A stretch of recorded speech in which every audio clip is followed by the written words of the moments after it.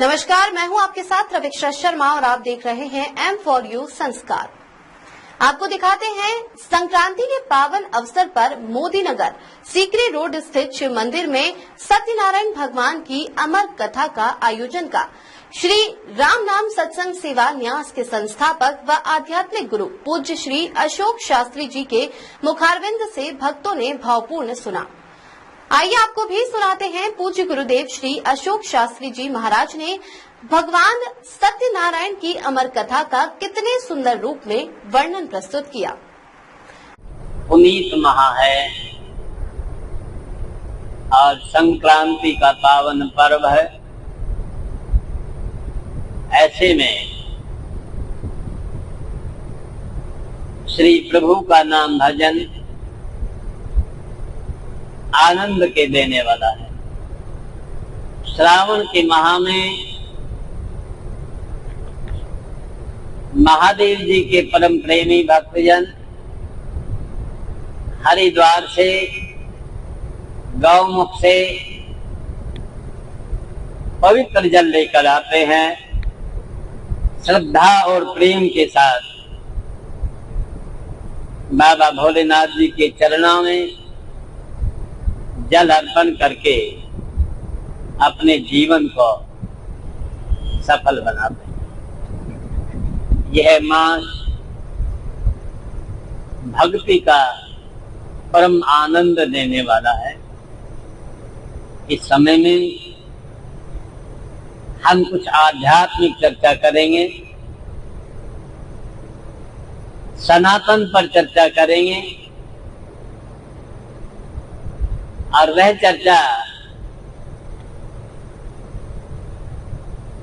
हमारे उस खोए हुए गौरव को, खोई हुई भक्ति को फिर से जागृत कर दे, ऐसा प्रयास किया। प्राचीन काल से श्री सत्यनारायण भगवान की पावन कथा इस पृथ्वी लोक में पापों को और दुखों को बहाकर ले जाने वाली पावन गंगा रही है।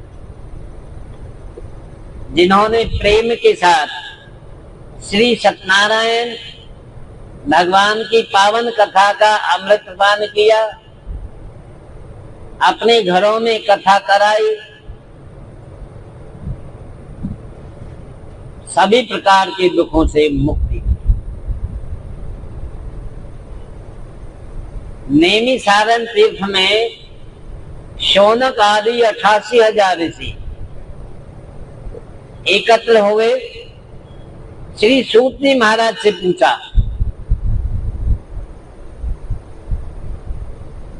भगवान ऐसा कोई उपाय बताएं जिससे सभी प्रकार के दुखों का अंत हो जाए और वैकुंठ की प्राप्ति। श्री सूत जी महाराज ने प्रेम में मुग्ध होकर आनंद की वाणी में कहा, भक्तों, आपने जगत के कल्याण की बात को पूछा है। आज मैं वह वृत्तांत आपको सुनाऊंगा जो क्षीर सागर में श्री विष्णु हरि ने नारद जी को बताया। बोलिए श्री सत्यनारायण भगवान की जय।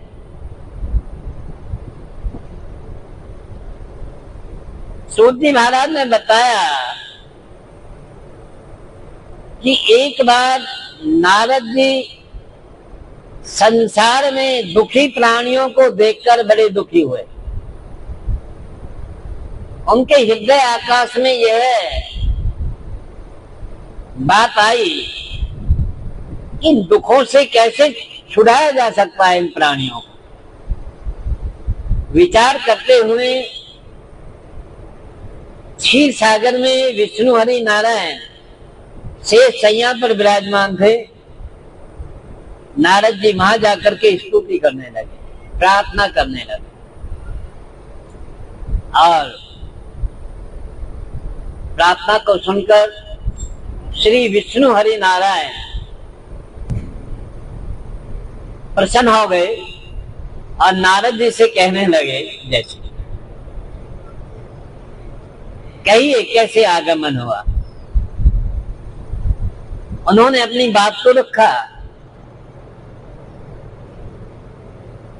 बहुत प्रकार के दुखों से संसार घिरा हुआ है, प्राणी दुखों से तड़प रहे हैं। कोई ऐसा सरल उपाय जिसे कि मानव प्राणी कर सके, ऐसा कोई उपाय बताओ।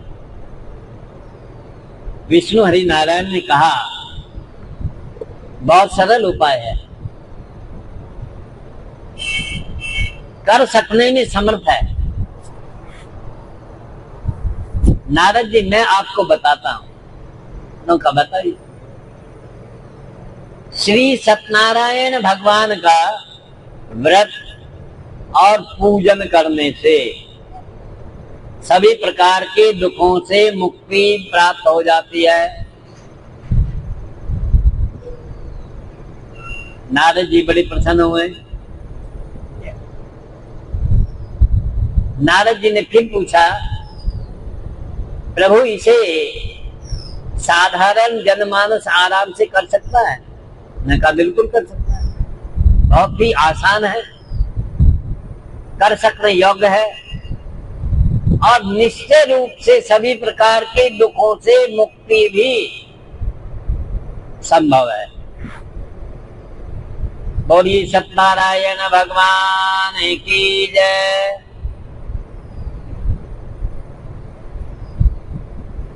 ये बात पूछ करके संसार मंडल में आकर के नारद जी ने उस व्रत को और उस पूजन को बो दिया, लोगों के हृदय में उसको स्थापित कर।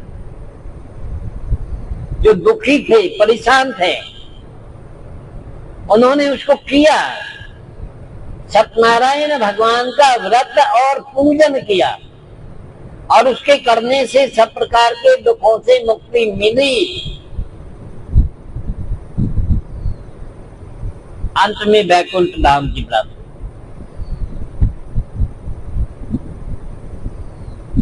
तो सूती महाराज से ऋषियों ने पूछा कि कुछ उदाहरण हमें बताएं, किस किसने किया, क्या परिणाम मिला। उन्होंने कहा कि एक सतानंद नाम का ब्राह्मण था, बड़ा ही दरिद्र था, भिक्षा बाटन करता था, दुखों को भोग रहा था। श्री सत्यनारायण भगवान को दया आ गई।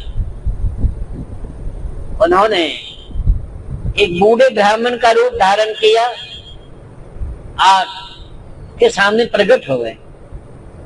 पूछने लगे, क्यों परेशान? सतानंद ने कहा, मैं दरिद्रता से परेशान, भिक्षा मांगता हूं, क्या इसे छूटने का कोई उपाय आप बता सकते हैं? उन्होंने कहा, हाँ बताइए। श्री सत्यनारायण भगवान का व्रत और पूजन करो, सब प्रकार के दुखों से मुक्ति मिल जाएगी। बोलिए सत्यनारायण भगवान की जय। उन्होंने किया, सब प्रकार के दुखों से छूट गए। इससे आगे कथा है कि एक लकड़हारा सारे दिन जंगल से लकड़ियां काट कर लाता, नगरी में बेचता, फिर भी बड़ा दुखी था, भूखा रहता न, परिवार बड़ा परेशान। एक दिन जब वो लकड़ियों को बेच रहा था, उसे प्यास लगी, उसने लकड़ियों का बंडल एक मकान के बाहर रखा। मकान में जल पीने की इच्छा से प्रवेश किया। जैसे ही उसने जल के लिए प्रवेश किया, मकान के अंदर जाकर के भौचक्का रह गया। आश्चर्यचकित होकर चारों तरफ को देखने लगा। अब देखे देखे जा रहा है। मकान के स्वामी ने बुलाया, बैठाया, पूछा किस लिए आए? उसने कहा लकड़हारे ने कि मैं जिस लिए आया उसे तो मैं भूल गया, मेरे अंदर एक जिज्ञासा आ गई। उन्होंने कहा बताओ क्या, कि ये सब आपके यहां क्यों है और मेरे यहां क्यों नहीं? ये सब आपके यहां कैसे और मेरे यहां क्यों नहीं है? अर्थात जो सुख सुविधा ऐश्वर्य शांति संपन्नता ऐश्वर्यता आपके यहां है, मेरे यहां क्यों नहीं है? ये जिज्ञासा है। मकान के स्वामी ने मुस्कुरा कर कहा कि श्री सत्यनारायण भगवान के व्रत और पूजन से ये सब प्राप्ति हो। आप करते हो? करना ही, इसलिए नहीं करोगे? लकड़हारे ने कहा अवश्य करूंगा। क्या ऐसा हो जाएगा? उसने कहा बिल्कुल हो जाएगा। उसने भी संकल्प लिया और सत्यनारायण भगवान का व्रत और पूजन उसने भी किया, दुखों से छूट गया। बोलो सत्यनारायण भगवान की जय। अब ये बात निकल कर आती है कि सतानंद भी दुखी था और लकड़हारा भी दुखी था। उन दोनों के दुख कैसे छूट रहे? सतानंद नाम का ब्राह्मण, आज ब्राह्मण एक जाति को कहा जाता है। उस समय पर ब्राह्मण विद्वान को कहा जाता है और सच में ब्राह्मण शब्द की संज्ञा विद्वान से है, ज्ञानी से है। तो सतानंद नाम का एक ज्ञानी दर दर भटक रहा है भीख मांगने को, और एक बड़ा ही मेहनती पसीना बहाकर श्रेष्ठ कर्म करने वाला लकड़हारा भी दुखी और भूखा है। ये विचार करने के तो सत्यनारायण भगवान का व्रत और पूजन है क्या? क्या है? क्या ये है जो आप कर रहे हैं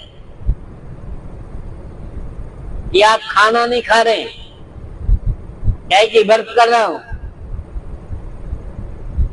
तो मुझे बताएं कि ये व्रत है या उपवास है?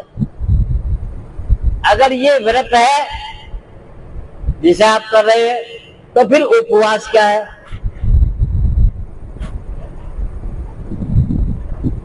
और अगर ये उपवास है आप जो कर रहे हो तो फिर व्रत क्या है जो सतानंद नाम के ब्राह्मण ने किया, लकड़हारे ने किया?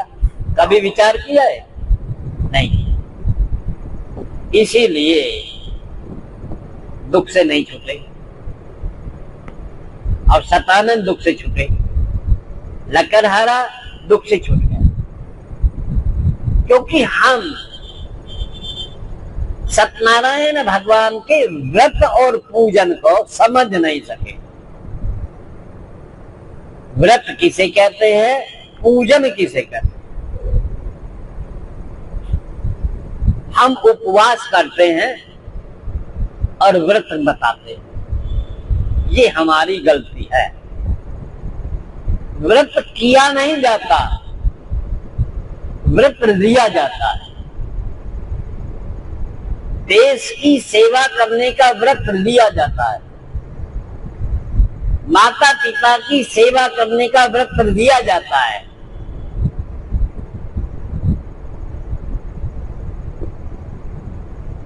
अपने अंदर के दोषों को त्यागने का व्रत लिया जाता है। यह किया जाता है। उपवास करते हैं, व्रत बताते हैं, तो फिर कैसे होगा? हमें ये व्रत लेना है कि जिस परमपिता परमात्मा ने हमें इंद्रियों सहित यह शरीर दिया और इस शरीर के जीवित रहने के सभी साधन भी हमें निःशुल्क रूप से प्रदान किए हैं, वो हमसे चाहता क्या है? ये व्रत लेना है। हमें ये व्रत धारण करना है, ये दृढ़ संकल्प हमें लेना है कि परम पिता परमात्मा हमसे चाहता क्या है। हमें ये दृढ़ संकल्प लेना है कि परम पिता परमात्मा की हमारे लिए आज्ञा क्या है। हमें विधि और निषेध को जानना है, अर्थात हमें क्या क्या नहीं करना है और हमें क्या क्या अवश्य करना है, ये जानकर ही रहूंगा, ये व्रत धारण करना है। दुखी क्यों था? ज्ञानी होकर भी दुखी क्यों था? कि उसका ज्ञान खंड तो परिपूर्ण था, लेकिन उसकी कर्म भावना जागृत नहीं थी। बोलो सत्यनारायण भगवान के। कर्म विरुद्ध था। ज्ञानी और विद्वान होकर भिक्षा मांग रहा था, इससे अधम कर्म और हो क्या सकता है?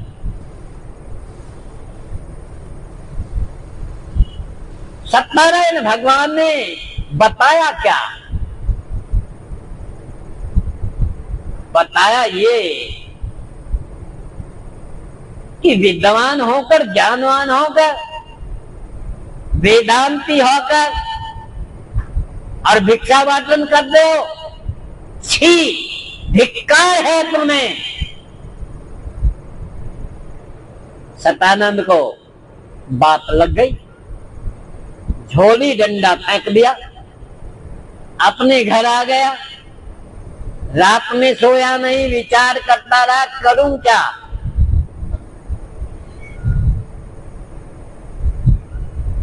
उसके अंदर एक दिव्य ज्योति का प्रकाश हुआ और उसके अंदर ये भाव आया, मैं ज्ञानी हूं, मैं विद्वान हूं, क्यों ना मैं ज्ञान का उपदेश करूं, मैं भिक्षा क्यों मांगू। सुबह सवेरा उठा, अपनी पोथी उठाई, नगरी में एक रास्ते के किनारे एक पेड़ के नीचे बैठ गए, गद्दी लगाकर, और वेदों का उच्चारण करना आरंभ किया। बोलो सत्यनारायण भगवान की। वेदों का उच्चारण करना आरंभ किया। सुंदर सुंदर ऋचाओं को बड़ी ही विद्वता से उन्होंने जब उच्चारित किया, आने जाने वाले रुक गए, लोगों के पैर आगे पड़ने बंद हो गए, वहीं पर खड़े हो गए, मंत्र मुग्ध हो गए। उस परम पवित्र ज्ञान को पाकर के लोग धन्य हो गए। और जब विराम हुआ, आरती हुई, वहां पर धन चढ़ा। लोगों ने पैसे चढ़ाए, सामान चढ़ाया, और वहां पर धन चढ़ा। लोगों ने पैसे चढ़ाए, सामान चढ़ाया, और उस पैसे को लेकर सतानंद दुकान पर गए,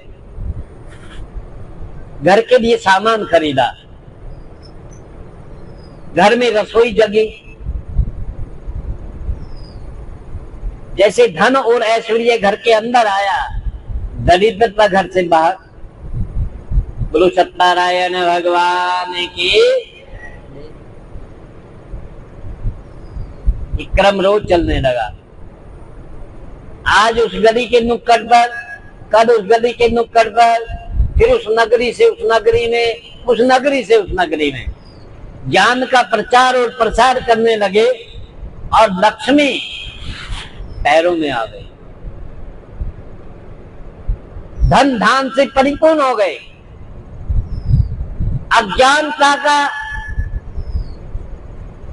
खंडन हो गया, विद्वता प्रकट हो गई, सरस्वती जिभ्या पर आ गई और लक्ष्मी पैरों में आ गई।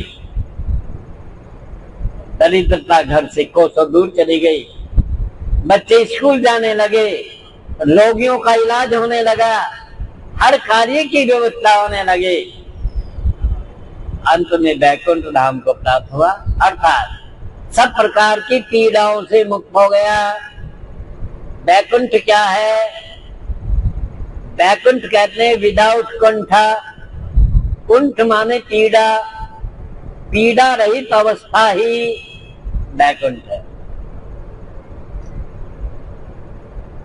सतानंद के पास ज्ञान था, लकड़हारे के पास में कर्म था, परंतु ज्ञान नहीं था। कर्म कैसे करूं? तो उस मकान के स्वामी ने यही तो पूछा लकड़हारे से, भैया क्या करते हो? लकड़ियां बेचता हूं। बेचते कैसे कैसे हो? जंगल से लकड़ियां काट कर लाता हूं, आवाज लगाता हूं, लकड़ियां लो घर से बाहर निकल कर आते हैं, कहते हैं हमारे यहाँ डाल दो, मैं बंडल उनके यहाँ डाल देता हूँ। फिर क्या होता है? होता क्या, फिर वे कुछ मुझे खाने को दे देते हैं, बच्चा कुछ भोजन दे देते हैं। कभी उसे खाकर मैं बीमार हो जाता हूँ, घर ले जाता हूँ, बच्चे खाकर बीमार हो जाते हैं। कभी कभी खा करके बच्चे सो जाते हैं, कभी भूखे सो जाते हैं। उन्होंने पूछा,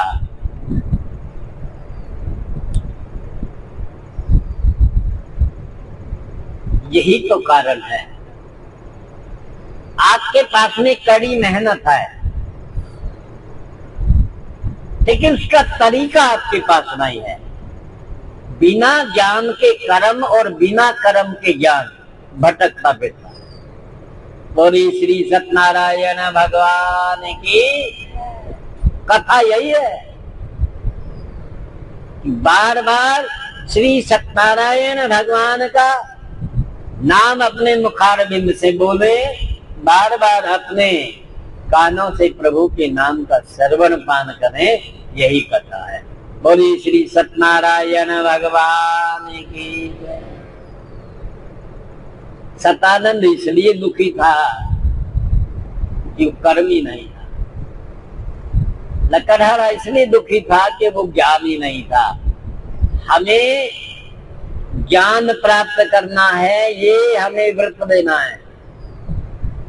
जो आंख है, नाक है, कान है, मुंह है, जिह्वा है, हाथ है, पैर है, इनसे कर्म क्या करूं और इसे करूं कैसे?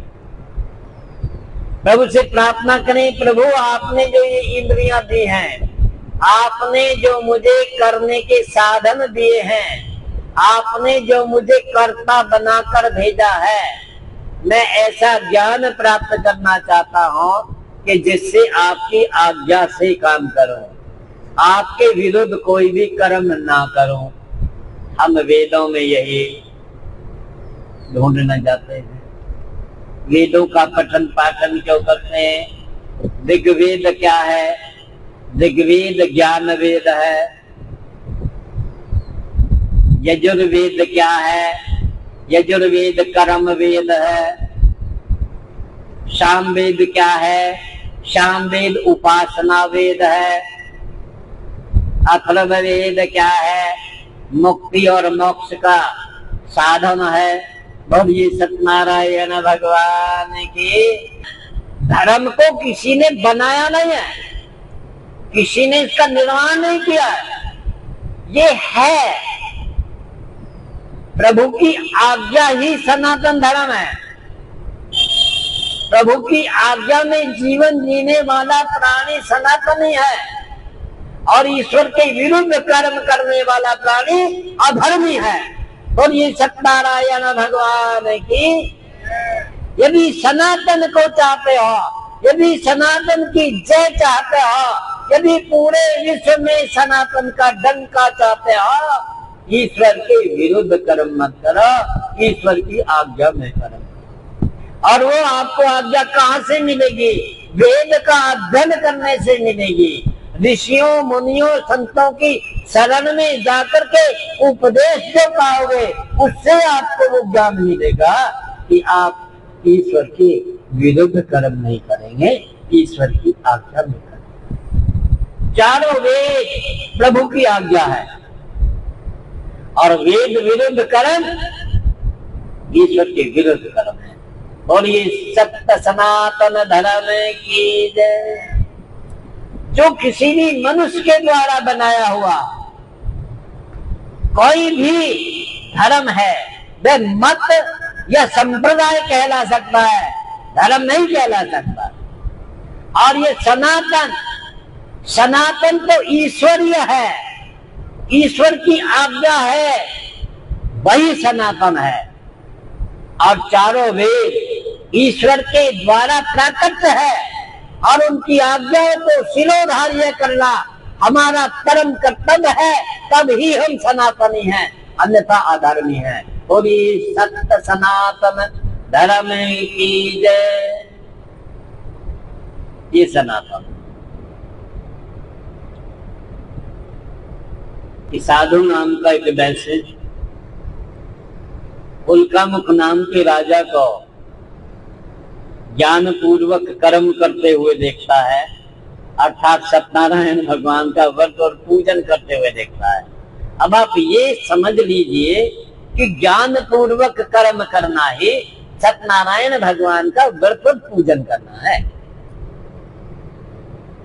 ये परम यज्ञ है और इसका परिणाम ही हमें दुखों से मुक्ति दिलाता है। तो साधु नाम के दर्शने का मैं भी करूंगा, वहां से सुनकर सीख कर आया, घर पर बताया। पत्नी ने कहा जल्दी करो, ये तो कल्याण की बात है, ज्ञान पूर्वक कर्म तो करना चाहिए। उसने कहा नहीं, पहले मैं परिणाम देखूंगा, फल देखूंगा। वह निसंतान था, उसके अंदर जिज्ञासा थी कि मेरे कोई संतान हो जाए तो मैं भी करूंगा। प्रभु की कृपा से उसको संतान की प्राप्ति हुई। बीच बीच में पत्नी ने कहा अब कर दो, अब कर दो, लेकिन उसने कहा जब हो जाए जब कर। कन्या का जन्म हुआ, पत्नी ने फिर कहा अब कीजिए, लेकिन उसने कहा इसके विवाह के समय कर दो। बोलो सत्यनारायण भगवान की।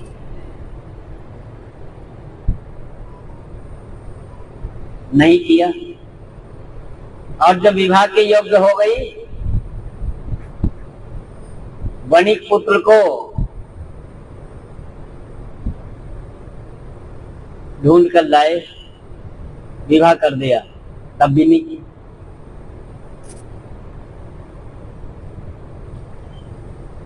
दामाद को घर पर अपने घर जमाई बना कर रख दिया।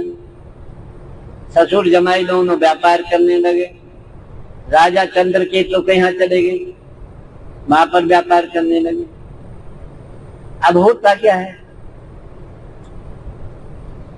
कि हमारे जीवन में एक पाप होता है, एक पुण्य होता है। एक सत्य कर्म होता है, एक कुकर्म होता है। एक ईश्वर के आज्ञा का कर्म होता है, एक ईश्वर के विरुद्ध कर्म होता है। यही पाप कर्म और पुण्य कर्म। ईश्वर की मर्यादा में जो कर्म होता है वही पुण्य कर्म होता है, वही सत्कर्म होता है। और ईश्वर की आज्ञा के विरुद्ध जो कर्म होता है वह सब पाप कर्म होता है। उन दोनों का परिणाम भी होता है। और जब तक एक परिणाम चलता रहता है तो हमें लगता है कुछ भी करो सब ठीक है, कुछ भी करो सब ठीक हो जाए। लेकिन जब बारी बदल जाती है फिर हा करते हैं।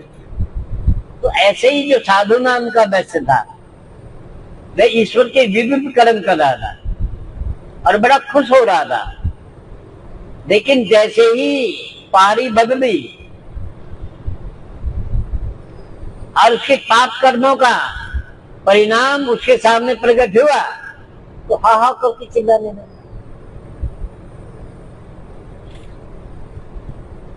वो जो चोर आया, सत्यनारायण की कथा में जो चोर आया और चोरी करके भाग रहा है तो उसका पाप कर्म है, उसे दुख दिलाने आया है। और उसने राजा के धन को वही फेंका जहां पर वे दोनों ससुर जमाई ठहरे हुए थे, क्योंकि ऐसे होना था। दुख तो उस वैश्य को मिलना था। वो वहीं पर फेंक कर भाग गया, भागने में सफल भी हो गया। और राजा के सिपाहियों ने उनको दोनों को, ससुर और जमाई को पकड़ लिया। अब बिल्कुल सच बोल रहे, बिल्कुल सच कह रहे, हमने चोरी नहीं की, हम अपराधी नहीं हैं। लेकिन क्या उनकी बात सुनी किसी ने? नहीं सुनी। क्यों नहीं सुनी? नीचे पाप गड़ा रे गहरा, नीचे पाप गड़ा रे गहरा, जा दिन लेवेगा वो लहरा, पीछा छूटे देरी में। अरे तुझे क्या मिलता है मूर्ख चुगली तेरी मेरी में? क्या मिलता है?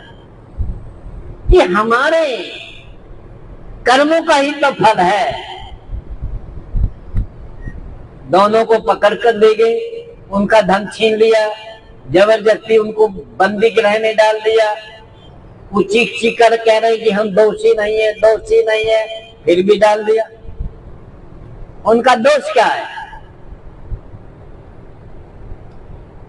उनका दोष ये है कि उन्होंने संकल्प करने के बाद भी ईश्वर के सत्कर्म को नहीं किया।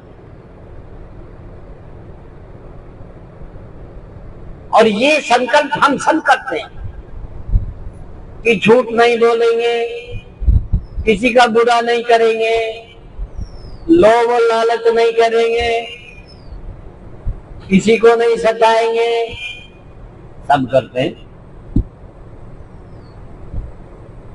कुछ कम करते, कुछ ज्यादा करते। और फिर कहते हैं हम दुखी क्यों हैं? जय राम बोलो।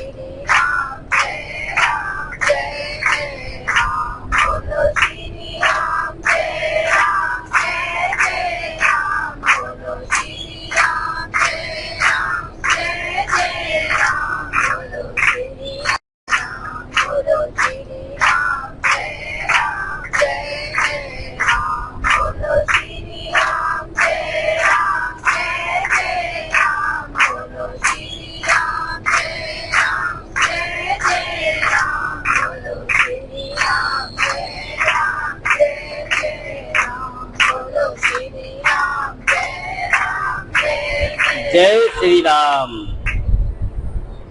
बहुत अच्छा।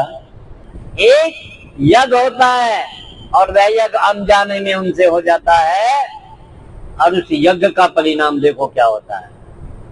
एक दिन बेटी घर से बाहर निकली, गलियों में घूम रही, उसे कहीं कोई ठिकाना नहीं मिल रहा। उसने एक परिवार में देखा कुछ लोग आ रहे जा रहे हैं, वह बेटी भी चली गई। उसने देखा वहां कुछ लोग इकट्ठे हो रहे हैं और सामने कुछ फल रखे हैं, कुछ मिष्ठान रखा है, कुछ भोजन रखा है। बेटी वहीं पर छुप कर बैठ गई। उसने कहा इसका जब वितरण होगा तुझे भी मिलेगा और भूख मिटेगी, क्योंकि वो बेटी और माता कई दिनों से बिना कुछ खाए थी और प्राण अब लबों पर। वहां पर सारी रात प्रभु का नाम भजन होता रहा, कथा होती रही।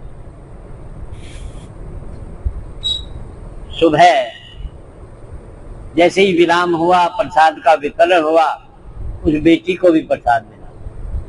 उसे लेकर बेटी घर गई, बहुत खुश थी।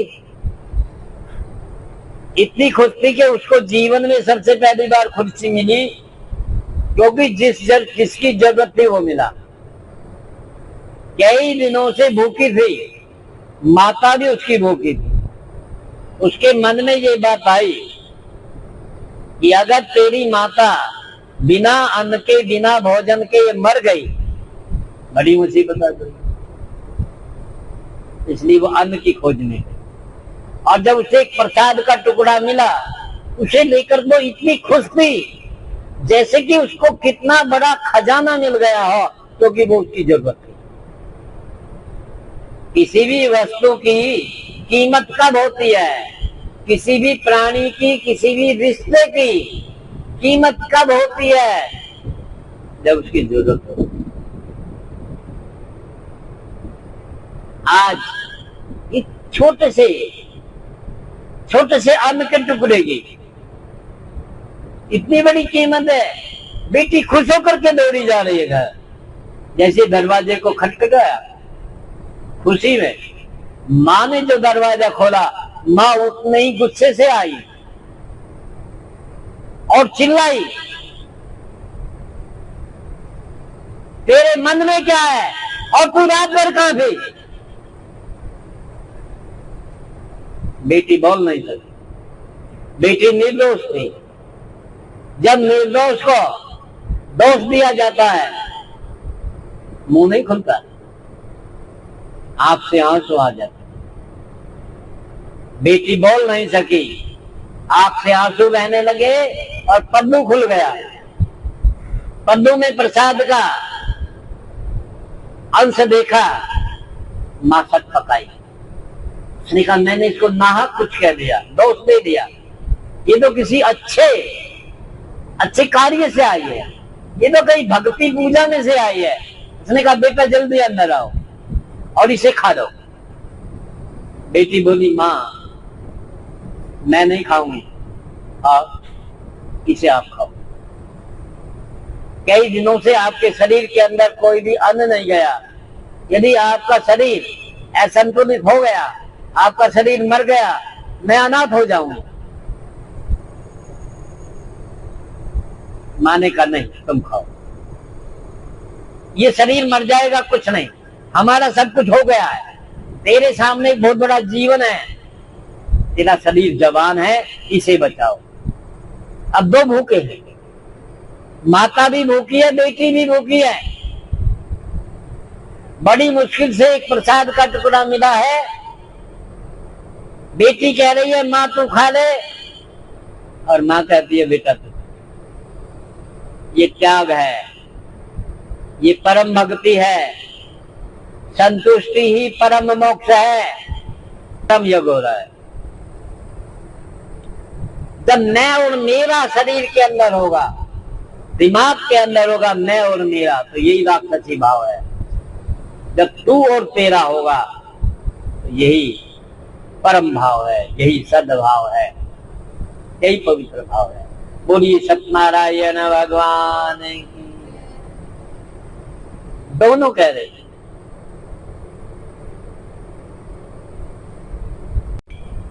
ये सब सच हो रहा है या ये नाटक हो रहा है? बोलो सत्यनारायण भगवान की।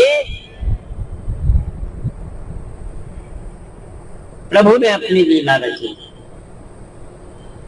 एक बिल्कुल दुर्बल शरीर, बूढ़ा कुरकुरा चलेगा, एक महिला लड़खड़ाती हुई उन दोनों के पास आई और कहने लगी, मुझे कुछ खाने को दो, मेरा शरीर मर जाएगा, मैं जीना चाहती हूँ, मुझे बहुत भूख लगी है। ऐसा कह करके वो लड़खड़ा करके बुढ़िया माँ वो उनके दोनों के बीच में गिर गई और मूर्छित हो गई। दो सत्यनारायण भगवान की।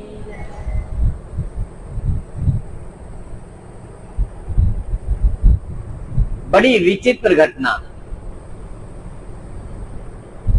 अब माता ने देखा, बेटी ने देखा, दोनों देखती रही, दो भूखी,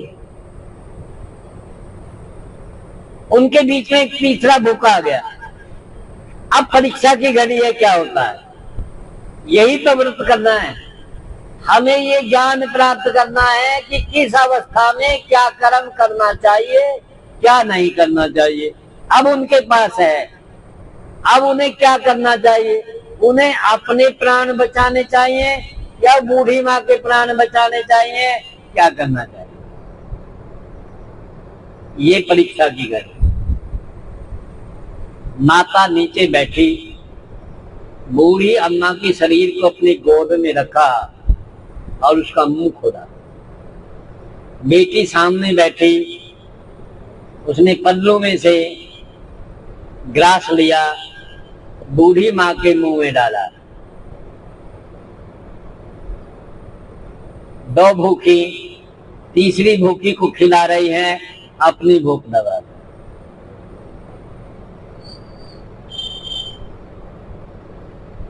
ये प्रभु की भक्ति है।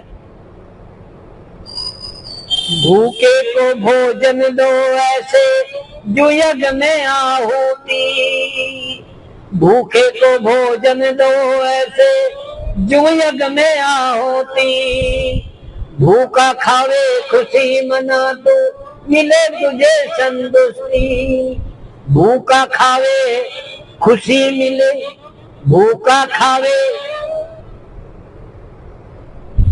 श्री राम जय जय राम, श्री राम जय जय राम, श्री राम जय राम। जो यज्ञ में आहुति और भूखा खावे खुशी मना तो मिले तुझे संतुष्टि, इसी को भक्ति कहते हैं, इसी को भक्ति कहते हैं, इसी को भक्ति कहते हैं, इसी को भक्ति कहते हैं। दोनों भूखी, एक तीसरी भूखी का जिससे कि उनका कोई भी संबंध नहीं है, कोई भी रिश्ता नहीं है, ना माँ का रिश्ता, ना बेटी का रिश्ता, ना मामी का, फूफी का, दादी का, पड़ोसन का, कोई नहीं। वो अपरिचित है। उस अपरिचित को देख करके जिसका हृदय पिघल गया, समझो उसके हृदय में प्रभु आ गए। अपने बेटे को भूखा देख करके माँ रो पड़े, बड़ी बात नहीं। किसी दूसरे के बच्चे को, जिसे वो ये नहीं जानती हो कि ये बच्चा है किसका, वो माँ है। माँ वह नहीं है जो अपने बच्चे को देख करके व्याकुल हो जाए। माँ वह है जो बच्चे को देखकर, भूखे को, जो भूखे बच्चे को देखकर व्याकुल हो उठे, माँ वह है। उस बूढ़ी अम्मा से उन दोनों का कोई रिश्ता नहीं था, एक अनजान अवस्था थी, लेकिन वो यज्ञ करने लगे, अपनी भूख दबा दी। तो प्रभु का नाम बोलने वाले चारों, प्रभु का नाम जपने वाले चारों, अपनी चमड़ी की जिभ्या से राम राम राम राम जपते जपते जीवन को उतार देने वाले मेरे प्यारों, जरा ध्यान से समझो कि नाम प्रभु का जपना कब है, जब भावना ऐसी हो तब जपना चाहिए। जब नाम प्रभु का बोलो, ओ जब नाम प्रभु का बोलो, करुणा का भाव बना देना, करुणा का श्रद्धा का भाव बना लेना, श्रद्धा का। जब नाम प्रभु का बोलो, जब नाम करुणा का भाव बना लेना, श्रद्धा का भाव। भूखे को भोजन दे देना, एक दिन तुम उसको पाओगे।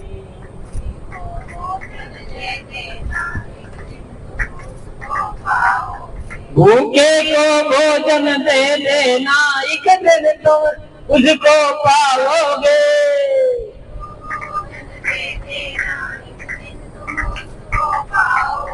कभी कभी अपनी भूख दबा करके, कभी अपनी भूख दबा करके, भूखे की भूख मिटा देना, भूखे की भूख मिटा देना।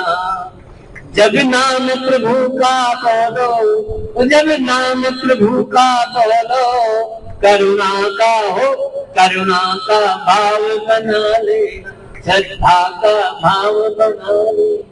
श्री राम जय जय राम, श्री राम। हो गया, बूढ़ी अम्मा ने मुंह खोला और बोला पा। एकदम समझ गए, उन्होंने समझ लिया कि पानी मांग रही है बूढ़ी अम्मा। बेटी जल्दी से अंदर गई जल लेने के लिए, लेकिन थोड़ी देर लग गई। तो थोड़ी देर लगी, माता ने समझा कि बेटी रात भर बाहर रही है, जल तो मैंने रख रखा, उसे पाया नहीं, और तब तक अम्मा को कष्ट ना हो जाए, वो भी उसको नीचे जमीन पर लिटाकर और अंदर मकान में चली गई। उधर से बेटी जल लेकर के आ रही है, तो माता और बेटी जब जल लेकर बाहर आई, वहां बुढ़िया नहीं पाई। बोलो सत्यनारायण भगवान की। अब इधर बूढ़ी अम्मा, उधर बूढ़ी अम्मा, सारे ने देखती गिने चुपके चुपके से, लेकिन कहीं अम्मा नहीं पाई। हाथ में जल का लोटा था, दोनों ने, माँ और बेटी ने एक दूसरे के तत्व को देखा और थोड़ा थोड़ा जल अपनी अंजलि में लिया और उसको पी करके अपने मकान में जाकर सो। बोलो सत्यनारायण भगवान। ये यज्ञ जब हुआ, इस यज्ञ का परिणाम है, राजा चंद्रकेतु को रात में सपन दिखाई दिया। तेरे कारागार में 2 वणिक पुत्र हैं जो निर्दोष हैं, उनको तत्काल छोड़ दो, नहीं तो तुम्हारा सर्वस्व विनाश हो जाएगा। बोलिए सत्यनारायण भगवान की जय। राजा उठा, प्रातःकाल सभा लगाई, अपने स्वपन को रखा। वहां पर जो मंत्री थे उन्होंने कहा, महाराज ये बहुत अच्छी सूचना आपके पास आई है, जल्दी से उन 2 वणिक पुत्रों को ढूंढवा करके बुलवाइए और उनको रिहा कर दीजिए। दोनों वणिक पुत्रों को ढूंढ कर लाया गया, उनका जो धन लिया था वह भी, और बहुत सारा धन देकर उनको विदा किया। रास्ते में जाते समय भी दंडी स्वामी ने उनकी परीक्षा दी, लेकिन परीक्षा में खरे नहीं उतरे। जब पूछा कि नाव में क्या है, उन्होंने कहा क्या धन लेने की इच्छा है, नाव में तो बेल और पत्ते हैं। बोलो सत्यनारायण भगवान की। इसका अर्थ क्या है कि होते हुए भी कहे कुछ नहीं, हमारा ही गुजारा नहीं हो रहा। जीवन की नाव फिर डूब जाएगी। ये कौन सी नाव है? जीवन की नाव की बात चल रही है। उस साधु नाम के व्यक्ति की भी जीवन की नाव बार बार डोल रही है। बार बार वह झूठ बोल रहा है, बार बार संकल्प से हट रहा है, इसीलिए जीवन में दुख पा रहा है।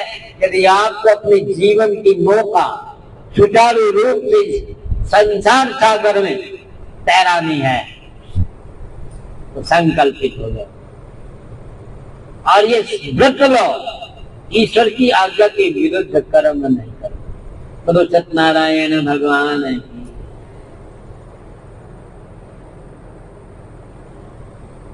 अंतगत्वा साधु नाम के वैश्य ने प्रभु की भक्ति को स्वीकार किया। गंगा के किनारे पर, नदी के किनारे पर ही अपने परिवार के साथ सत्यनारायण भगवान का व्रत और पूजन किया और ये संकल्प किया कि अब मैं ईश्वर के विरुद्ध नहीं है। ध्वज नाम के राजा ने क्या था, उसके अंदर बड़ा अहंकार था। शिकार खेलने के लिए गया और जब विश्राम करने लगा तो ग्वालों ने, मां के वनवासियों ने यथोचित आसन दिया तो उस पर नहीं बैठा। पूजन के बाद जब उन्होंने प्रसाद दिया उसे टुकड़ा करा गया, क्योंकि वो समझता था कि मैं राजा हूं और ये कुछ भी नहीं। ये ऐसा मानता, ये प्राणी के प्रति घृणा, अहंकार हमारे जीवन को नरक बना देता है। एक समय आया, ध्वज राजा पर दूसरे राजा ने चढ़ाई कर दी, आक्रमण कर दिया और उसका राज्य जीत लिया। अब मुश्किल से वह अपने परिवार को लेकर भागा, इधर उधर पूछता फिरता, हमें रुका दो। राजाओं से क्या था, मेरी मदद करो, मेरी रक्षा करो, कोई नहीं आता। बाद में उसको याद आता है कि जंगलों में जो वनवासी लोग रहते हैं हो सकता है उनके यहाँ शरण मिल जाए। उनसे जाकर के उन्होंने विनय की, अपनी गलती को क्षमा मांगा, उन्होंने सीने से लगा दिया, वहां पर उनको रुकाया, गुजर होने लगे। एक समय आया, उसने अपनी सैन्य शक्ति को फिर से बढ़ाया, प्रभु के आशीर्वाद से उसने फिर आक्रमण किया, अपने राज्य को जीत लिया। लेकिन अहंकार खत्म होने के बाद ही प्रभु की भक्ति का आनंद आता है। बोलो श्री राम जय जय राम, बोलो श्री राम श्री राम। बोलो जोर से बोलो है, बोलो बेटा जोर से। अरे कहाँ पर है? M4U संस्कार चैनल से जुड़ने के लिए हमारे चैनल को सब्सक्राइब करें, लाइक व फॉरवर्ड भी जरूर करें। बेल आइकन दबाना न भूलें, जिससे आपको सभी अपडेट मिल सके। हमारा मोबाइल नंबर है 8445657566।